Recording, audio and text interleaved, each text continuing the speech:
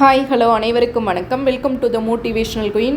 So ரொம்ப மகிழ்ச்சியான செய்தி தான். குரூப் 4 நோட்டிஃபிகேஷன் வந்தாச்சு. குரூப் 4 நோட்டிஃபிகேஷன் பார்க்கலாம். ஸோ அது என்னென்ன போஸ்டிங் இருக்குது, எவ்வளவு போஸ்டிங் இருக்குது, அது என்னைக்கு எக்ஸாமு, என்றைக்கு நோட்டிஃபிகேஷன் வந்தது எல்லாமே பார்க்கலாமாங்க. தமிழ்நாடு அரசு பணியாளர் தேர்வாணையம் ஸோ 25ஆம் தேதி, அதாவது குரூப் 4க்கு டிஎன்பிசி மூலமாக அவங்க கொடுத்துருந்ததை கரெக்டாக ஒரு நாள் முன்னையில் பின்னையில் கரெக்டாக அக்யூரேட்டாக அவங்களோட வேலையை அவங்க சரியாக செஞ்சுட்டாங்க. நம்மளோட வேலையை நம்மளும் சரியாக செய்யணும். ஒருங்கிணைந்த குடிமை பணிகள் தேர்வு குரூப் 4 ஒருங்கிணைந்த குடிமை பணிகள் தேர்வு நாளில் உள்ள பணிகளுக்கான நேரடி நியமனத்திற்கான விண்ணப்பங்கள் இணையவழி மூலம் என்ன பண்ணுறாங்க, வரவேற்கப்படுகின்றன. தேர்வர்கள் தேர்வுக்கான தகுதியை உறுதி செய்தல் என்ன பண்ணணும், tnpc.gov.in உள்ள விண்ணப்பதாரர்களுக்கான அறிவுரைகள் மற்றும் இந்த அறிவிக்கையில் உள்ள அறிவுரைகளை கவனமாக படிக்கணும். இத்தேர்வுக்கு விண்ணப்பிக்கும் தேர்வர்கள் தேர்வு மூலம் அனுமதிக்கப்படுவதற்கான அனைத்து தகுதி நிபந்தனைகளையும் என்ன பண்ணணும், அவங்க பூர்த்தி செஞ்சுருக்கணும்.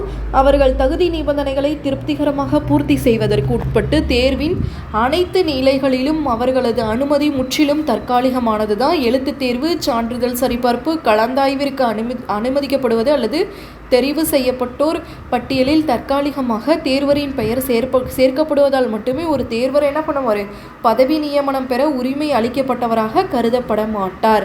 தேர்வரால் அறிவிக்கப்பட்ட அதாவது விவரங்கள் தவறுன்னு தெரிஞ்சால் தேர்வாணைய அறிவுரைகள் அல்லது விதிகள் மீறப்பட்டுள்ளன அப்படின்னு சொல்லி கன்ஃபார்ம் பண்ணால் எந்த நிலையிலும் தேர்வு செய்யப்பட்ட பின்னர் கூட விண்ணப்ப நிலையை உரிய நடைமுறைகளுக்கு பின்னர் நிராகரிக்கும் உரிமை தேர்வாணையத்திற்கு என்னது இருக்குது.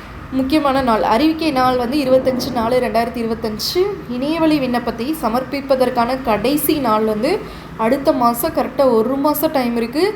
24/5/2025 பிற்பகல் 11:59. சரிங்களா.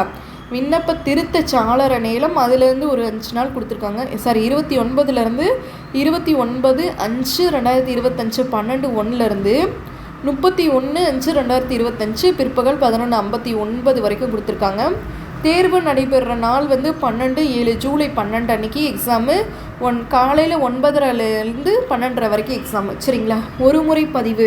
ஸோ இது எல்லாருக்குமே தெரிஞ்சதான், இருந்தாலும் சொல்கிறேன், தெளிவாக கேட்டுக்கோங்க. தேர்வர்கள் என்ன பண்ணணும், www.tnpcexams.in தேர்வாணையத்துள்ள இணையதளம் மூலம் மட்டுமே என்ன பண்ணணும், விண்ணப்பிக்கணும். தேர்வர்கள் தேர்வாணைய இணையதளத்தில் உள்ள ஒரு முறை பதிவு தளத்தில் ஓடிஆர் பதிவு செய்த பின்பு இத்தேர்விற்கான விண்ணப்பத்தினை நிரப்ப வேண்டும். ஏற்கனவே ஒரு முறை பதிவு செஞ்சுருந்தாங்கன்னா அவர்கள் இத்தேர்விற்கான இணையவழி விண்ணப்பத்தினை என்ன பண்ணலாம், நேரடியாக பூர்த்தி செய்யலாம். சரிங்களா.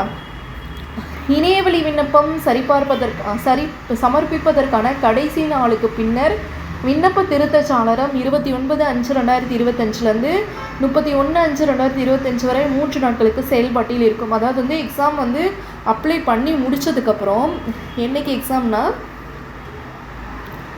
24/5 வரைக்கும் முடித்ததுக்கப்புறம் என்ன பண்ணணும், 29லேருந்து 31 வரைக்கும் நம்ம என்ன பண்ணணும், அந்த அப்ளிகேஷனில் நம்ம ஏதாவது கரெக்ஷன் இருந்துச்சுன்னா என்ன பண்ணலாம், ரீகரெக்ட் பண்ணி அப்ளை பண்ணிக்கலாம். இக்காலத்தில் தேர்வர்கள் தங்களது இணையவழி விண்ணப்பத்தில் உள்ள விவரங்களை திருத்தம் செய்யலாம். விண்ணப்ப திருத்த சாளர காலம் முடிந்த பின்னர் என்ன பண்ண முடியாது, 31க்கு அப்புறம் என்ன பண்ண முடியாது, திருத்த முடியாது. தேர்வர்கள் இவ்வறிக்கையில் சேர்க்கப்பட்டுள்ள வனக்காவலர், ஓட்டுநர் உரிமத்துடன் கூடிய வனக்காவலர், வனக்காப்பாளர் மற்றும் வனக்காவலர் பழங்குடியின இளைஞர் ஆகிய பதவிகளுக்கான தெரிவுக்கு பரிசீலிக்கப்பட வேண்டும்னா அவர்களது விருப்பத்தினை இணையவழி விண்ணப்பத்தில் அவங்க வனக்காவலர், வனக்காப்பாளர், பழங்குடி இளைஞர் அந்த இதில் இருந்தாங்க, அந்த கேட்டகரியில் இருந்தாங்க, அதில் விண்ணப்பிக்கணும்னா அவங்க என்ன பண்ணணும்னா விண்ணப்பத்தினை இணையவழி விண்ணப்பத்தினை ஃபஸ்ட்டு அவங்களுக்கு ஏற்ற மாதிரி பதிவு செய்யணும். சரிங்களா. இணையவழி விண்ணப்பத்தில் கீழே குறிப்பிட்டுள்ளபடி பதவிகளை கவனமாக தேர்ந்தெடுக்கணும்.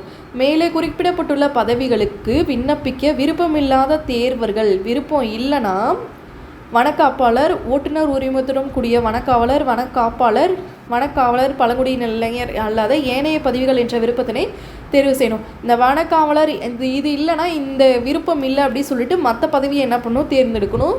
அனைத்து பதவிகளுக்கும் வனக்காப்பாளர் உட்பட எல்லா பதவிகளுக்கும் விண்ணப்பிக்கணும் அப்படின்னா ஓட்டுநர் உரிமத்துடன் கூடிய வனக்காவலர், வனக்காவலர், பழங்குடியின இளைஞர் மற்றும் பிற பதவிகள் அனைத்து பதவிகளுக்கும் அப்படிங்கிற விருப்பத்தை என்ன பண்ணணும், தேர்வு செய்யணும். எவ்வாறு விண்ணப்பிப்பது என்பதற்கான விரிவான அறிவுரைகள் மற்றும் தேர்வு மையங்கள் குறித்த விவரங்கள் இந்த அறிவிக்கையின் பிற்சேர்க்கையில் 1 என்ன பண்ணியிருக்காங்க, கொடுக்கப்பட்டுள்ளது. இணையவழி விண்ணப்பத்தினர் சமர்ப்பித்த பிறகு தேர்வரால் எழுதப்படும் உரிமை கோரல்கள் எதுவும் எடுத்துக்கொள்ளப்பட மாட்டாது. சரிங்களா? தடை செய்யப்பட்ட பொருட்கள் மொபைல் ஃபோன், அகவி, பேஜர் அல்லது ஏதேனும் மின்னணு கருவி, நிரலாக்கம் செய்யப்பட்ட சாதனங்கள், ப்ரோக்ராமபிள் டிவைசஸ் அல்லது விரலி அதாவது பென்ட்ரைவ், திறன் கை கடிகாரம், ஸ்மார்ட் வாட்சஸ், சேமிப்பு மின் ஊடகம், ஸ்டோரேஜ் மீடியா, குறிப்பு நினைவகங்கள், மெமரி நோட்ஸ் உள்ளடக்கிய கை கடிகாரம், குறிப்பு நினைவகங்களை உள்ளடக்கிய மோதிரம், இன்னும் பிற அல்லது புகைப்பட கருவி அல்லது ஊடலை கருவிகள் அல்லது தகவல் தொடர்பு செல்லுகள் அல்லது வேறு ஏதேனும் சாதனங்கள் அல்லது தகவல் தொடர்பு சாதனமாக பயன்படுத்தத்தக்க துணை கருவிகள் செயல்பாட்டிலோ அல்லது அணைக்கப்பட்ட நிலையிலோ தேர்விற்கூடத்திற்கு கொண்டு வர என்ன பண்ண முடியாது, அனுமதி இல்லை. P&G தரவு புத்தகங்கள், கணிதம் மற்றும் வரையும் கருவிகள், மடக்கை அட்டவணை, படியெடுக்கப்பட்ட வரைபடம், புத்தகம், நகரி, ஸ்லைட் ரூல்ஸ், குறிப்புகள், குறிப்பேடுகள், தாள்கள் அல்லது கைப்பை போன்றவற்றையும் தேர்வுக்கூடத்திற்கு கொண்டு வர என்ன பண்ண முடியாது, அனுமதி கிடையாது. அவ்வாறான தடை செய்யப்பட்ட பொருள் அல்லது கருவி வச்சுருந்தாங்கன்னா அதை கண்டுபிடிச்சாங்க அப்படின்னா தேர்வு எழுத அனுமதிக்கப்பட மாட்டார். அவர்களது விடைத்தாளை என்ன பண்ணுவோம், செல்லாதாக்கப்பட்டு அவர்களுடைய விண்ணப்பம் நிராகரிக்கப்படும். மேலும் தேர்வு எழுதுவதிலிருந்து விலக்கி வைக்கப்படுவர். தேவை அப்படின்னு கருதப்பட்டாங்கன்னா அந்த இடத்துலையே சோதனைக்கு தேவை அப்படின்னா ஒரு வேலை நம்ம மேலே டவுட் வந்துச்சு அப்படின்னா என்ன பண்ணுவாங்க, அந்த இடத்துல என்ன பண்ணுவாங்க, சோதனை பண்ணுவாங்களாம்.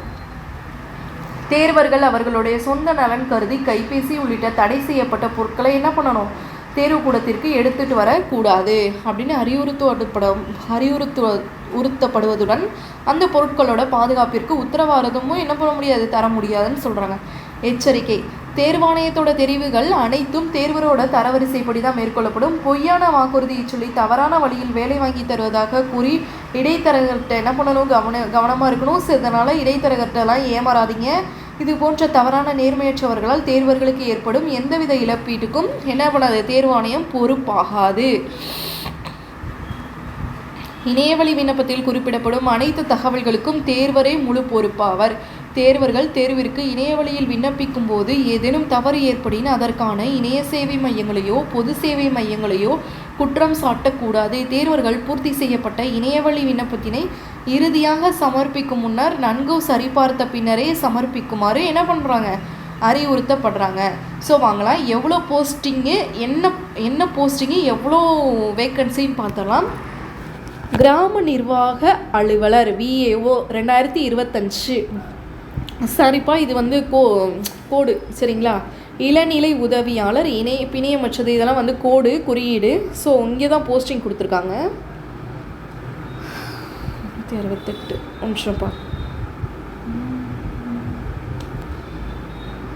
காலிப்படியினம் தமிழ்நாடு கிராம நிர்வாக அலுவலர், தமிழ்நாடு அமைச்சு பணி, இதில் வந்து 215 போஸ்டிங் இருக்குது. இளநிலை உதவியாளர், தமிழ்நாடு அமைச்சு பணி, நீதி அமைச்சு பணி, எங்கெங்கே அந்த போஸ்டிங் போடுவாங்கன்னு சொல்லியிருக்காங்க. ஸோ நீதித்துறையில் இருக்கும், தமிழ்நாடு அமைச்சு பணியில் இருக்கும் 1621. இளநிலை உதவியாளர் தமிழ்நாடு ஆதி திராவிடர் வீட்டு வசதி மற்றும் மேம்பாட்டுக் கழகம் 6 போஸ்டிங்கு. தமிழ்நாடு வனத்தோட்ட கழகத்துலேருந்து 5 போஸ்டிங்கு. இளநிலை வருவாய் ஆய்வாளர் தமிழ்நாடு அமைச்சு பணியில் 46 போஸ்டிங். இங்கே வந்து 239 போஸ்டிங் இருக்குது. இளநிலை வருவாய் ஆய்வாளர் சரிங்களா. இளநிலை செயல் பணியாளர் அலுவலகத்தில் வந்து தமிழ்நாடு பால் உற்பத்தியாளர்கள் கூட்டுறவு இணையம் 1 போஸ்டிங்கு. இளநிலை உதவியாளர் மற்றும் தட்டச்சர் தமிழ்நாடு தொழிலாளர் கல்வி நிலையம் சென்னை பெருநகர மேம்பாட்டு ஆணையம் 1 போஸ்டிங்கு. அடுத்தது தட்டச்சர் டைப்ரைட்டர் தமிழ்நாடு அமைச்சு பணி, நீதி அமைச்சு பணி, தலைமைச் செயலக பணி, சட்டமன்ற பேரவை செயலக பணி, இதில் வந்து 1099 போஸ்டிங்கு. தமிழ்நாடு தொழிலாளர் கல்வி நிலையம் வந்து 1 போஸ்டிங்கு. சுருக்கெழுத்து ஸ்டெனோன்னு சொல்லுவாங்க. தமிழ்நாடு அமைச்சு பணி, நீதி அமைச்சு பணியில் 335 வேக்கண்ட்டு. தமிழ்நாடு தொழிலாளர் கல்வி நிலையத்தில் 2, தமிழ்நாடு நகர்ப்புற வாழ்விட மேம்பாட்டு வாரியத்தில் 4, சென்னை பெருநகர மேம்பாட்டு ஆணையத்தில் 10, தமிழ்நாடு மாசு கட்டுப்பாடு வாரியத்தில் 17 சரிங்களா. அடுத்ததான் நேர்முக எழுத்தர் தமிழ்நாடு மாநில தேர்தல் ஆணையம் 2, உதவியாளர் கள உதவியாளர் தமிழ்நாடு மாசு கட்டுப்பாட்டு வாரியம், இதில் வந்து உதவியாளரில் வந்து 54 போஸ்டிங்கு, கள உதவியாளர் வந்து 19 போஸ்டிங்கு சரிங்களா. அடுத்ததாக கள உதவியாளர் முடிச்சதுக்கப்புறம் வனக்காப்பாளர், ஓட்டுநர் உரிமத்துடன் கூடிய வனக்காப்பாளர், வனக்காவலர், பழங்குடியின இளைஞர். இதில் வந்து தமிழ்நாடு வனச்சார்நிலை பணியில் வனக்காப்பாளர் வந்து 62, ஓட்டுநர் உரிமத்துடன் கூடிய வனக்காப்பாளர் வந்து 35 போஸ்டிங்கு, வனக்காவலர் வந்து 71 போஸ்டிங்கு, வனக்காவலர் பழங்குடியின இளைஞர் வந்து 24 போஸ்டிங்கு. வனக்காப்பாளர் தமிழ்நாடு வனத்தோட்டக் கழகத்தில் வனக்காப்பாளர் வந்து 15 போஸ்டிங் இருக்குது, வனக்காவலர் வந்து 50 போஸ்டிங் இருக்குது, 3935 போஸ்டிங் இருக்குது. சரிங்களா? சிறந்த விளையாட்டு வீரர்களுக்கான இடஒதுக்கீடு பொருந்தும் நேர்வுகளில் தேவையான காலி பணியிடங்கள் குறைக்கப்பட்டுள்ளன. சிறந்த விளையாட்டு வீரர்களுக்கான இடஒதுக்கீட்டிற்கான காலி பணியிடங்களை உள்ளடக்கியது. ஸோ நெக்ஸ்ட்டு பார்த்திங்கன்னா வயது வரம்பு 1/7/2025 அன்னைக்கு இதில் வந்து பார்த்திங்கன்னா 21 வயசு குறைஞ்சபட்ச வயசு. ஸோ இந்த இதில் பார்த்திங்கன்னா இந்த தட்டச்சர் இதிலலாம் 18 வயசு. ஸோ நிறைவடைந்திருக்கக்கூடாது. உச்ச வரம்பு வந்து 32. எதுக்கு, எந்த ஒரு கேட்டகரிக்கு அப்படின்னு பார்த்திங்கன்னா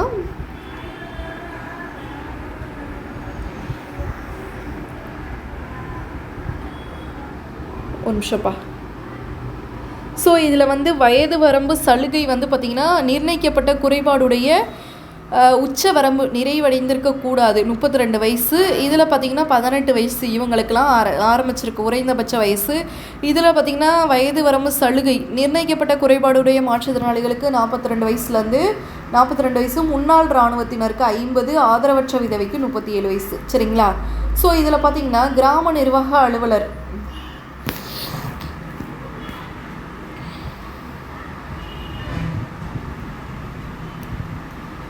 ஸோ அடுத்தது வாங்க பார்க்கலாம். முன்னாள் இராணுவத்தினர் அவர்கள் இராணுவத்தில் தரைப்படை, விமானப்படை மற்றும் கடற்படை பிரிவில் பணியாற்றிய காலத்தினை அவர்கள் தற்போதைய வயதிலிருந்து கழிச்சதுக்கப்புறம் 32 வயசுக்குள்ளே இருந்தால் அவங்க என்ன பண்ணுவாங்க, வனக்காப்பாளர், ஓட்டுநர் உரிமத்துடன் கூடிய வனக்காவலர், பழங்குடியின இளைஞர், வனக்காப்பாளர் ஆகிய பதவிகளுக்கு தகுதியானவர்கள். ஏனெனில் இப்பதவியில் நிர்ணயிக்கப்பட்ட குறைபாடுடைய மாற்றுத்திறனாளிகள் விண்ணப்பிக்க தகுதியற்றவர்கள். அவர் குறைபாடு இருந்துச்சுன்னா அவங்க என்ன பண்ணுவாங்க, தகுதியற்றவர்கள். சரிங்களா? உச்சபட்ச வயது வரம்பு என்னது 42 வயசு. என்னென்ன கேட்டகரினா, அதாவது குறைஞ்சபட்ச வயசு வந்து 21 வயசு இந்த போஸ்டிங்க்கெலாம், அந்த இளநிலை உதவியாளர், VAO, ஜூனியர் அசிஸ்டண்ட் இவங்களுக்குலாம். இதில் வந்து குறைஞ்சபட்ச வயசு இந்த தட்டச்சர் இதுக்கெலாம் மினிமம் ஏஜ் வந்து 18. இதில் வந்து பார்த்திங்கன்னா பிற்படுத்த வகுப்பினர், மிகவும் பிற்படுத்த வகுப்பினர் இதெல்லாம் வந்து 34, ஆதிதிராவிடர் இதுக்கெலாம் வந்து என்ன பண்ண பழங்குடியினருக்கு வந்து 37. சரிங்களா?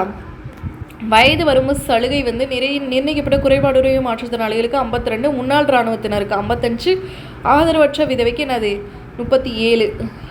ஸோ இங்கே வந்து 21 வயசு 37 வயசு, இங்கே வந்து மாற்றுத்திறனாளிக்கு 37. இதே தான் கொடுத்துருக்காங்க. வாங்க நம்ம பின்னாடி தெளிவாக கொடுத்துருப்பாங்க பார்க்கலாம். ஸோ ஆதார சான்றுகள் வந்து பிறந்த தேதி, தமிழ்நாடு இடைநிலை கல்வி வாரியம், தமிழ்நாடு மேல்நிலை கல்வி வாரியத்தால் வழங்கப்படும் 10ஆம் வகுப்பு 12. ஸோ இதெல்லாம் பிறப்பு சான்று, மாற்று சான்றிதழ், பட்டப்படிப்பு மற்றும் முதுநிலை பட்டப்படிப்பு எல்லா ஆவணங்களையும் தன்னுடைய 12ஆம் வகுப்பு பட்டியலுக்கு மாற்றம் செய்யப்பட வேண்டும், பதிவிறக்கம் செய்ய வேண்டும். வேறு எந்த ஆதாரமும் உரிய சான்றிதழை பதிவேற்றம் செய்ய எல்லாமே அஸ்யூஷுவல் தான். 10th 12th UG PG எல்லா சர்டிஃபிகேட்ஸும் கொடுக்கணும் அப்படின்னு சொல்லியிருக்காங்க. சரிங்களா? குறைந்தபட்ச பொதுக்கல்வி வந்து 10ஆம் வகுப்பு தேர்ச்சி. சரிங்களா? ஆனால் வந்து இந்த இளநிலை பணியாளர் அலுவலகத்துக்கு மட்டும் என்னது பட்டம் பெற்றிருக்க வேண்டும். கூட்டுறவு பயிற்சியில் கட்டாயம் தேர்ச்சி பெற்றிருக்கணும். தமிழ்நாடு அரசு தொழில்நுட்ப கல்வி இயக்குநரகத்தால் நடத்தப்பட்ட கணினியில் அலுவலக தானியகமாக்கல் சான்றிதழ் பெற்றிருக்கணும். சரிங்களா? இந்த குவாலிஃபிகேஷன் இருந்தால் இந்த போஸ்டிங்க்கு இது பண்ணுவாங்க. அதே மாதிரி இளநிலை உதவியாளர் மற்றும் தட்டச்சர் அங்கீகரிக்கப்பட்ட பல்கலைக்கழகத்தில் கட்டாயம் பட்டம் பெற்றிருக்க வேண்டும். தமிழ் தட்டச்சு வந்து ஆங்கிலத்தில் முதுநிலை, தமிழில் வந்து இளநிலை அல்லது தமிழில் முதுநிலை மற்றும் ஆங்கிலத்தில் இளநிலை கட்டாயம் தேர்ச்சி பெற்றிருக்கணும். இதெல்லாம் நோட் பண்ணிக்கோங்க. சென்னை பெருநகர மேம்பாட்டு ஆணையத்துக்கு வந்து பல்கலைக்கழக மானியக்குழு, அகில இந்திய தொழில்நுட்ப குழு, ஏனைய நிறுவனம் பட்டப்படிப்பு இருக்கணும். சரிங்களா? தொழில்நுட்ப கல்வி இயக்குநரகத்தால் நடத்தப்பட்ட கணினியில் அலுவலக தானியகமாக்கல் சான்றிதழ் பெற்றிருக்கணும். சரிங்களா? இங்கே வந்து தமிழ்நாடு அமைச்சு பணி, நீதி அமைச்சு பணியில் குறைந்தபட்ச பொதுக்கல்வி கட்டாயம் பெற்றிருக்கணும். அரசு தொழில்நுட்ப தட்டச்சு தேர்வில் கீழ்கண்டவாறு தேர்ச்சி பெற்றிருக்கணும். தமிழ் அல்லது இங்கிலீஷ் டைப்ரைட்டிங் முதுநிலை, தமிழில் முதுநிலை மற்றும் ஆங்கிலத்தில் இளநிலை, ஆங்கிலத்தில் முதுநிலை இல்லைனா தமிழில் இளநிலை. சரிங்களா, இதில் ஏதாவது பண்ணியிருக்கணும். தமிழ்நாடு அரசு தொழில்நுட்ப கல்வி இயக்குநரகத்தால் நடத்தப்பட்ட இந்த கணினியில் என்ன கட்டாயம் சான்றிதழ் பெற்றிருக்கணும். தமிழ்நாடு தொழிலாளர் கல்வி நிலையத்தில் ஏதாவது ஒரு பட்டப்படிப்பு தமிழ் அல்லது ஆங்கிலத்தில் என்ன பண்ணியிருக்கணும், முதுநிலை, ஆங்கிலத்தில் முதுநிலை, தமிழில் இளநிலை. தமிழில் முதுநிலை இல்லைனா ஆங்கிலத்தில் இளநிலை கட்டாயம் தேர்ச்சி பெற்றிருக்கணும். ஸ்டெனோவில் என்னென்னா குறைந்தபட்ச 10th குவாலிஃபிகேஷன் இருக்கணும். தொழில்நுட்ப தட்டச்சு சுருக்கெழுத்து தேர்வில் கண்டிப்பாக தேர்ச்சி பெற்றிருக்கணும். தமிழ்லனா இங்கிலீஷில் முதுநிலை, தமிழில் முதுநிலை, ஆங்கிலத்தில் இளநிலை, ஆங்கிலத்தில் முதுநிலை அல்லது தமிழில் இளநிலை. சரிங்களா, தமிழ்நாடு அரசு தொழில்நுட்ப கல்வி இயக்குநரகத்தால் நடத்தப்பட்ட கணினியில் தானிய மக்கள் சான்றிதழ் இருக்கணும். தமிழ்நாடு தொழிலாளர் கல்வி நிலையத்தில் அங்கீகரிக்கப்பட்ட பல்கலைக்கழகத்தில் கட்டாய பட்டம் பெற்றிருக்கணும். அதே மாதிரி தான் டைப்ரைட்டிங்கில் தமிழ் அல்லது இங்கிலீஷில் வந்து முதுநிலை, சுருக்கெழுத்தில் வந்து ஆங்கிலம், ஸ்டெனோவில் வந்து ஆங்கிலம் அல்லது மற்றும் ப்ளஸ் தமிழில் வந்து முதுநிலை அல்லது ஆங்கிலத்தில் முதுநிலை இல்லை தமிழில் இளநிலை, தமிழில் முதுநிலை அல்லது ஆங்கிலத்தில் ஏதோ ஒன்றில் முதுநிலையாக இருக்கணும், இல்லைனா ஏதோ ஒன்றில் இளநிலை. தமிழ்நாடு நகர்ப்புற வாழ்விட மேம்பாட்டு வாரியத்தில் குறைந்தபட்ச பொதுக்கல்வி தகுதி கட்டாயம் பெற்றிருக்கணும். அரசு தொழில்நுட்ப தேர்வில் தட்டச்சு அல்லது சுருக்கெழுத்து தட்டச்சு இரண்டில் கட்டாயம் தேர்ச்சி பெற்றிருக்கணும். தமிழ் அல்லது ஆங்கிலத்தில் முதுநிலை, தமிழில் முதுநிலை அல்லது ஆங்கிலத்தில் இளநிலை, ஆங்கிலத்தில் முதுநிலை அல்லது தமிழில் இளநிலை. சென்னை பெருநகர மேம்பாட்டு ஆணையத்துலேயும் அதே மாதிரி தான் பட்டம் பட்டிருக்கணும். தமிழில் முதுநிலை இல்லை இங்கிலீஷில் என்ன பண்ணணும், டைப்ரைட்டிங்கில். சரிங்களா, இங்கிலீஷில் இளநிலை, இல்லை இங்கிலீஷில் முதுநிலை இல்லை தமிழில் இளநிலை, இல்லைனா ஏதாவது ஒரு 3வது ப்ளஸ்ஸு ஒரு அரசு தொழில்நுட்ப கல்வி இயக்குநரகத்தினால கணினியில் என்ன பண்ணியிருக்கணும், ஒரு தானியமயமாக்கப்பட்ட சான்றிதழ் இருக்கணும். அதே மாதிரி தான் தமிழ்நாடு சேம் ப்ராசஸ். சரிங்களா, இதில் வந்து ஏதாவது ஒரு டிகிரி ப்ளஸ் வந்து கணினியில் அலுவலக தானியமயக்கல் வந்து சான்றிதழ். தமிழ்நாடு மாநில தேர்தல் ஆணையத்தில் இதே மாதிரி தான் தமிழில் வந்து ஒரு டிகிரி, ஒரு டைப்ரைட்டிங்கில் வந்து இங்கிலீஷ் லோயர் தமிழ் ஹையர், இல்லை Tamil higher English higher Tamil lower ஏதோ ஒன்று பண்ணியிருக்கணும். சரிங்களா, சேம் ப்ராசஸ். சரிங்களா, அடுத்ததான் தமிழ்நாடு மாசு கட்டுப்பாட்டு வாரியத்தில் அதே மாதிரி தான் ஏதாவது ஒரு டிகிரி, கம்ப்யூட்டரில் ஒரு டிகிரி, ஒரு சர்டிஃபிகேட். சரிங்களா, கள உதவியாளருக்கு 10th குவாலிஃபைடிங், வனக்காப்பாளருக்கு இதில் கொஞ்சம் டிஃப்ரெண்ட்டாக வரும். சரிங்களா, தமிழ்நாடு வனச்சார்நிலை பணியில் ஹையர் செகண்டரி 12th வந்து இயற்பியல், வேதியியல், உயிரியல், விலங்கியல் அல்லது தாவரவியல் ஆகியவற்றில் ஏதேனும் ஒரு பாடத்தை என்ன பண்ணியிருக்கணும், தேர்ச்சி பெற்றிருக்கணும். ஏனைய தகுதிகள் இணையாக இருக்கும் பட்சத்தில் இராணுவத்திலிருந்து தரைப்படையில் பணியாற்றியவர்கள் மட்டும் வெளியேறியவர்களுக்கு முன்னுரிமை வழங்கப்படும். சரிங்களா, ஓட்டுநர் உரிமத்துடன் கூடிய வனக்காப்பாளர். சரிங்களா, மேல்நிலை கல்வி ஹையர் செகண்டரியில் அதே மாதிரி தான் ஃபிசிக்ஸ், கெமிஸ்ட்ரி, பாட்னி, ஜுவாலஜி அல்லது ஆகிய இதில் வந்து ஒரு பாடத்தை படித்து தேர்ச்சி பெற்றணும்.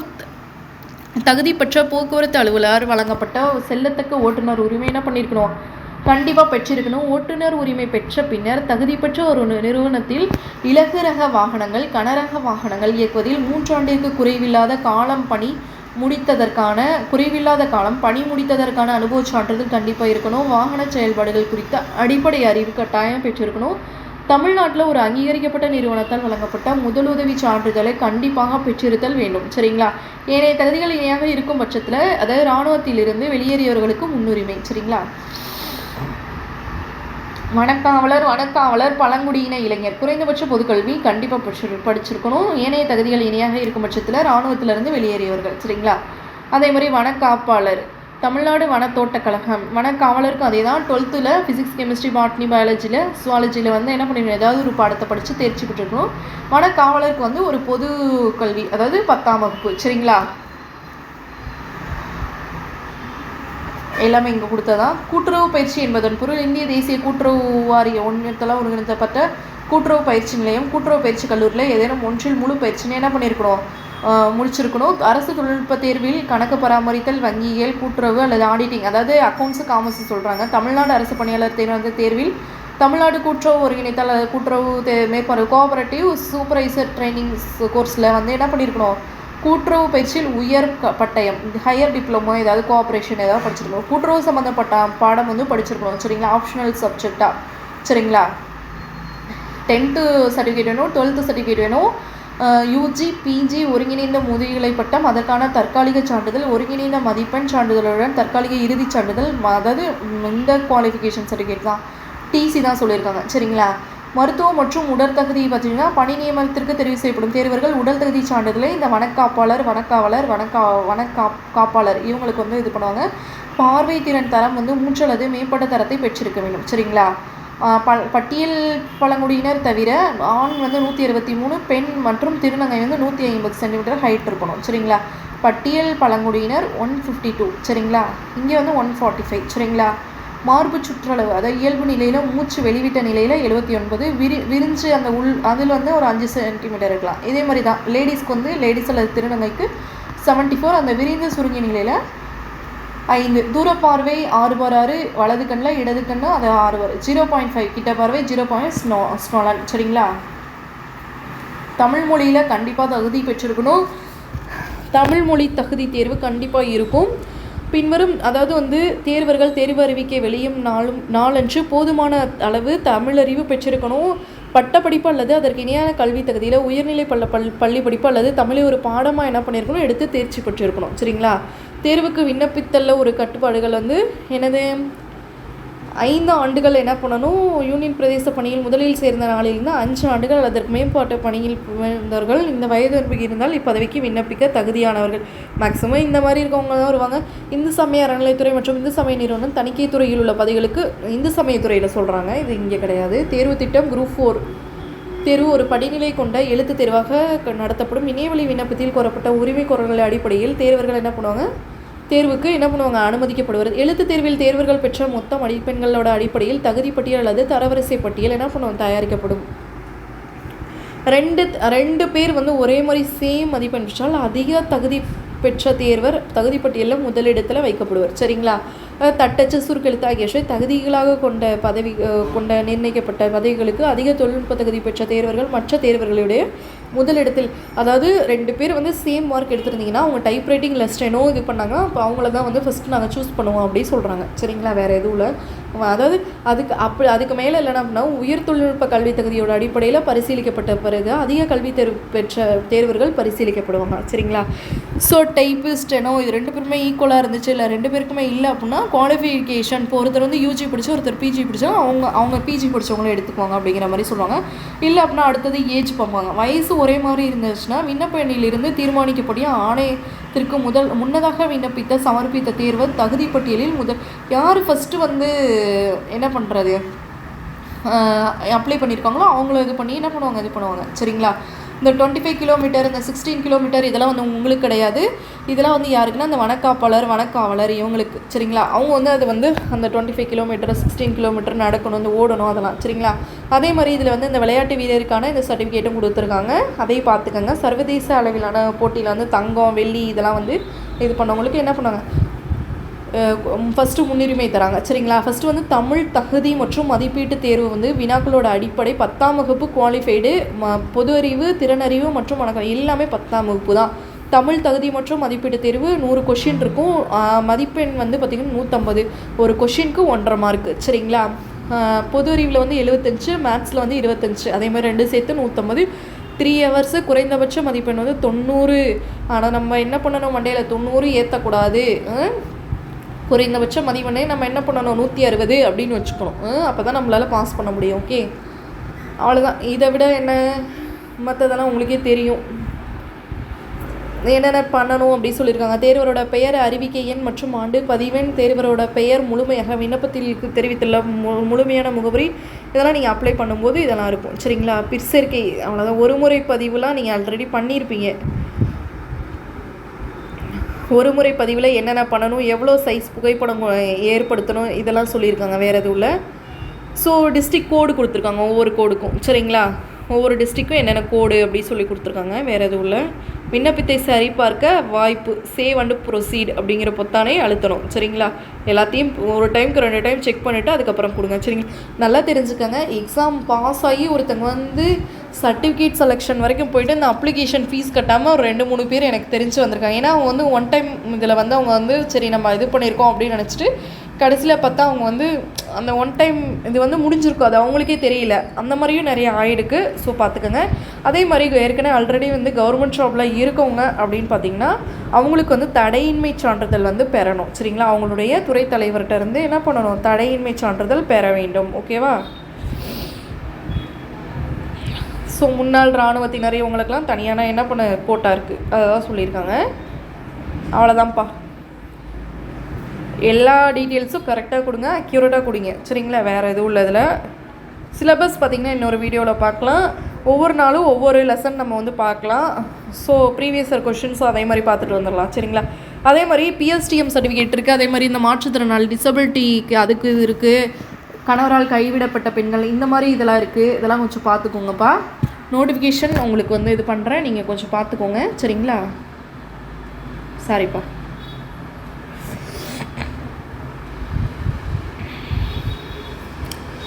அதே மாதிரி இந்த வனக்காப்பாளர் இவங்களுக்கு வந்து ஹைட்டு வெயிட் இதெல்லாம் இருக்கும். சரி, நீதிமன்ற கட்டணம் வந்து 3 முறை என்ன பண்ணணும், செலுத்த தேவையில்லை. அதுக்கப்புறம் செலுத்தணும். என்னை பொறுத்த வரைக்கும் கேட்டால் 3 முறை கரெக்டாக உங்களுக்கு தெரியும்னா நீங்கள் செலுத்த வேணாம். இல்லை அப்படின்னா எல்லாரும் 100 ரூபாயில் செலுத்திருங்க. நாளைக்கு அங்கே போய் நீங்கள் என்ன பண்ணக்கூடாது, செலுத்தலாங்கிறதுக்காக வெளியே வரக்கூடாது. புரியுதுங்களா. அந்த என்னென்ன இது வந்து குவாலிஃபைடு, என்னென்ன விளையாட்டு வந்து குவாலிஃபைடு, அதுக்கெலாம் வந்து இதெல்லாம் வேறு எதுவும் இல்லை.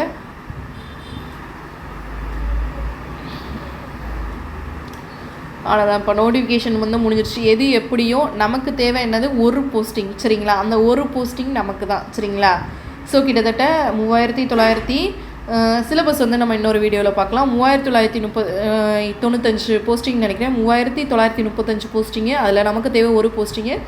ஸோ என்னை பொறுத்த வரைக்கும் கேட்டால் போஸ்டிங் கண்டிப்பாக இன்க்ரீஸ் ஆகுதோ இல்லையா, நமக்கு தேவை ஒரு போஸ்டிங். அந்த ஒரு போஸ்டிங்க்கு நான் தகுதியாக இருக்கேன் சரிங்களா. இன்னையிலேருந்து உங்களுடைய டைமை வீணாக்காமல் கண்டிப்பாக படிச்சிங்கன்னா கண்டிப்பாக குரூப் 4 நெக்ஸ்ட் இயர் என்ன பண்ணால் நம்ம வந்து என்ன பண்ணலாம், அவருக்கு அரசு அதிகாரியாக இருக்க போகிறது நிச்சயம் சரிங்களா. அதுக்கு என்ன பண்ணணும், உங்களுடைய முழு உழைப்பு, முழு படிப்பு, முழு திறமை என்ன பண்ணணும், அதாவது வந்து இன்னும் 3 மாதம் படித்தோம் அப்படின்னா நம்மளுடைய தலைமுறையோட கஷ்டமே தீரப்போகுது. முழு கஷ்டம்னு சொல்ல முடியாது, இந்த நிரந்தர கஷ்டம் வந்து தீந்துடும். புரியுதுங்களா. குரூப் 4ங்கிறது நம்மளுடைய தலைமுறையை மாற்றக்கூடிய ஒரு வாய்ப்பு சரிங்களா. உங்கள் குடும்பத்தில் நீங்கள் ஒரு அரசு அதிகாரி என்பதில் உங்கள் குடும்பத்திற்கு எவ்வளவு பெருமையோ இல்லையோ உங்களுக்கு மிகப்பெரிய ஒரு வாய்ப்பு. இதை விட்டால் நமக்கு வேறு வாய்ப்பு இல்லை சரிங்களா. இது சரியான சூழ்நிலை. இந்த சூழ்நிலையும் உங்களுக்கு மோசமானதாக கூட இருக்கலாம், நல்லா தெரிஞ்சுக்கோங்க. அடுத்த வருஷம் இதை விட மோசமாக கூட மாறலாம். அதனால் இந்த சூழ்நிலை இப்போ கையில் இருக்க காலத்தை நல்லா பயன்படுத்தி நல்லபடியாக இந்த எக்ஸாமை எழுதுங்க. போஸ்டிங் அடிக்கிறோம். நமக்கு தேவை ஒரு போஸ்டிங், குரூப் 4 போஸ்டிங் நமக்காக வெயிட் பண்ணுது. அதுக்கு என்ன பண்ணணும், நம்ம என்ன பண்ணணும், உழைப்பு, படிப்பு. Okay, thank you, thanks to all.